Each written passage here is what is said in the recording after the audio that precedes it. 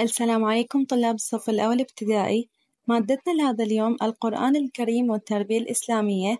درسنا هو الدرس الأول، العنوان سورة الفاتحة للحفظ.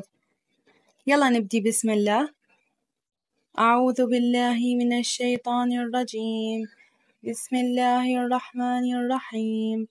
الحمد لله رب العالمين، الرحمن الرحيم، مالك يوم الدين، إياك نعبد وإياك نستعين، اهدنا الصراط المستقيم، صراط الذين أنعمت عليهم غير المغضوب عليهم ولا الضالين.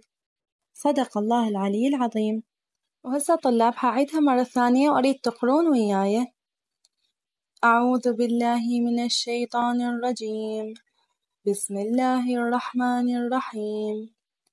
الحمد لله رب العالمين، الرحمن الرحيم، مالك يوم الدين، إياك نعبد وإياك نستعين، اهدنا الصراط المستقيم، صراط الذين أنعمت عليهم غير المغضوب عليهم ولا الضالين. صدق الله العلي العظيم.